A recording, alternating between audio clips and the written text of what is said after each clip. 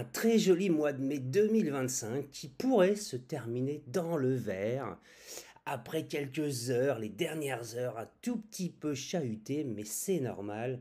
Beaucoup commencent à prendre des profits et des bénéfices en stablecoin, je le rappelle. Bonjour à tous, vendredi 23 mai 2025.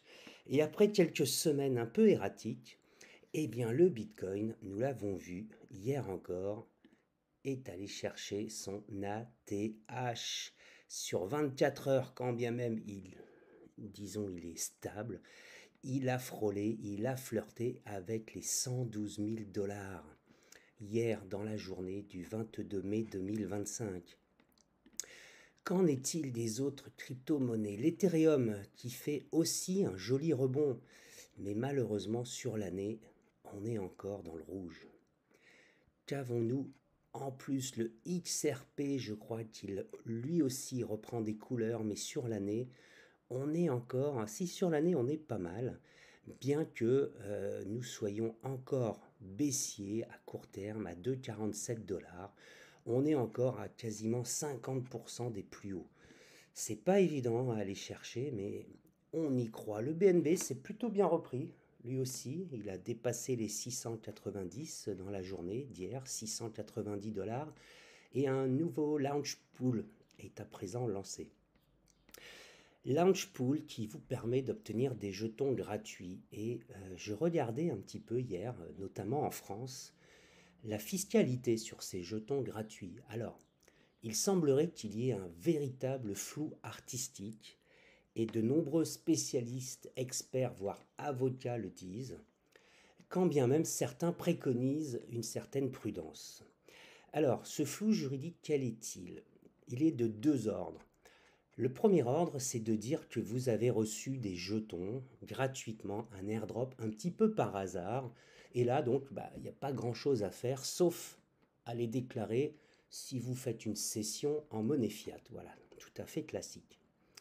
Le deuxième point qui est pour moi le point le plus important, c'est que si vous avez reçu ces airdrops via le launch pool de Binance qui implique que vous fassiez une action, c'est-à-dire que vous déposiez des BNB par exemple sur le Earn, sur le produit Earn, eh bien à partir de là, il faudrait les déclarer l'année suivante, en France en tout cas, en tant que résident français, sur votre déclaration fiscale dans la partie des revenus, des bénéfices non commerciaux, BNC.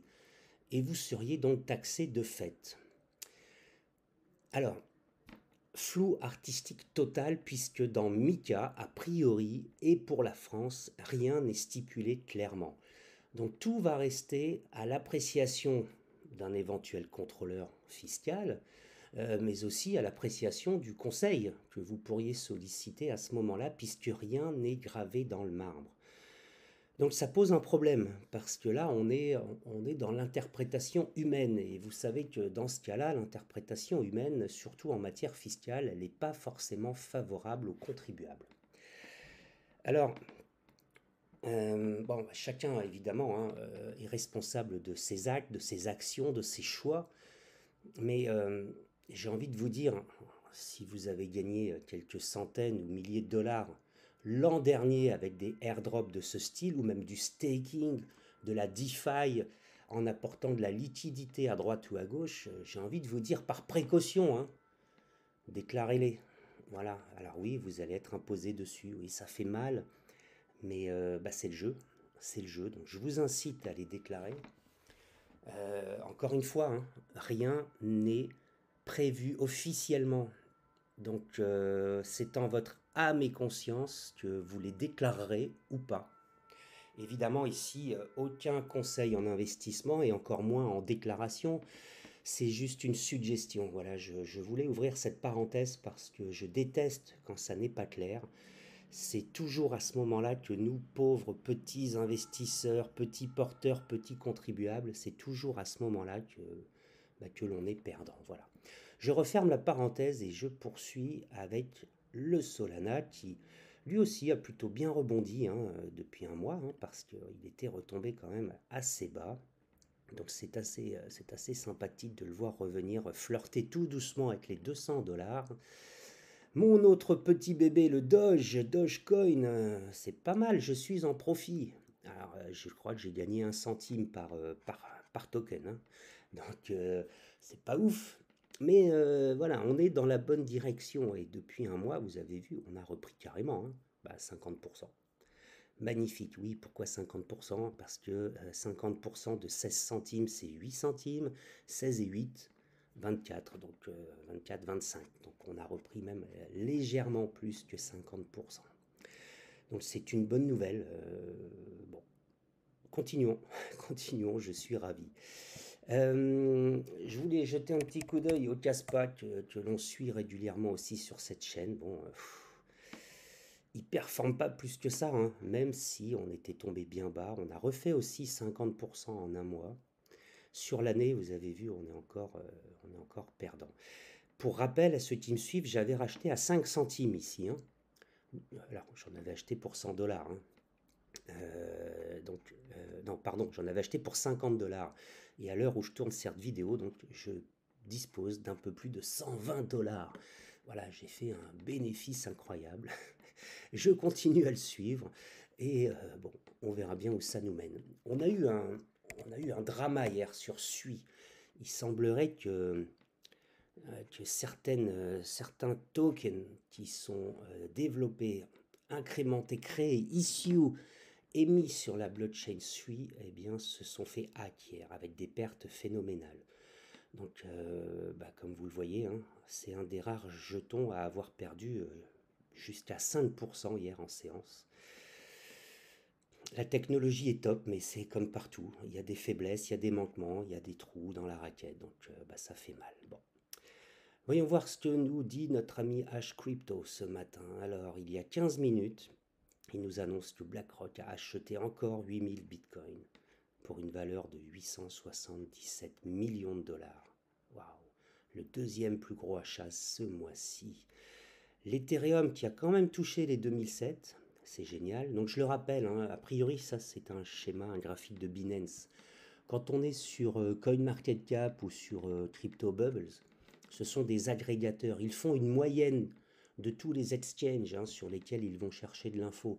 Donc oui, il est possible que certains exchanges, d'ailleurs je vais vous le montrer, regardez, en cliquant ici, voilà, vous avez les exchanges, je pense, avec lesquels ils font une moyenne.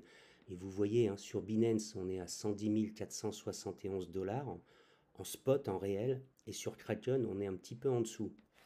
Alors, je ne vous invite pas à faire de l'arbitrage, hein, parce que les différences, les deltas sont quand même très très faibles, comparé aux frais de transfert, etc. Mais voilà, donc on a bien des moyennes, hein, sur ces agrégateurs de cotation. Voilà. Alors, en tout cas, c'est une bonne nouvelle si les TRH repassent, refranchit de nouveau des centaines de dollars comme ça. Alors, il y en a beaucoup qui disaient, dont cette jeune femme apparemment, qu'on allait vers 70 000 $ pour le Bitcoin. Bon, il l'insulte, moi j'aime pas trop ça, mais bon, elle avait tout faux. Un pump, il nous annonce un pump vers 3000 $. Très bien, je pense que certains vont en profiter pour ressortir, donc ça risque de rebaisser. Et H Crypto qui nous dit: je ne veux pas une girlfriend, je ne veux pas une petite amie, je ne veux pas un manoir, je ne veux pas une voiture, des voitures. Tout ce que je veux, c'est que l'Ethereum pump à 10 000. Voilà. Et il invoque Dieu. Pourquoi pas? Bitcoin, bon, Bitcoin, je pense que rapidement on va voir du 112 000. Hein, ça me ferait pas, ça m'inquiéterait pas trop. J'ai interrogé l'intelligence artificielle hier, Grok.ai, et je lui ai demandé quel était son scénario à 3 mois sur le Bitcoin, en lui apportant des courbes, des graphes, des indicateurs. Et alors il m'a dit déjà qu'à plus de 3 mois, il avait du mal quand même à nous donner une estimation, et qu'elle serait pas du tout fiable. Donc il ne la donnerait pas à plus de 3 mois. Dans les 3 mois qui viennent, en tenant compte de tout ce que je lui ai soumis, il imagine un plus haut vers 120 000 $ au mois de juin, et de nouveau une baisse pour revenir sous les 100 000 $ avec un bottom à 96 000 $ au mois d'août. Voilà. Ça vaut ce que ça vaut, j'en parle, ça c'est juste pour laisser une trace et pour voir si Grok, en tout cas si l'IA, peut éventuellement faire quelques prédictions. Voilà. Cette vidéo, j'espère qu'elle vous aura plu. Abonnez-vous, bien sûr. Abonnez-vous aussi, inscrivez-vous à l'Académie Crypto Débutant, c'est gratuit. Voilà, je vous aide à démarrer votre premier achat crypto sans aucun conseil en investissement, bien sûr. Et puis on verra avec le temps où tout cela vous mène. Voilà, cette vidéo est à présent terminée.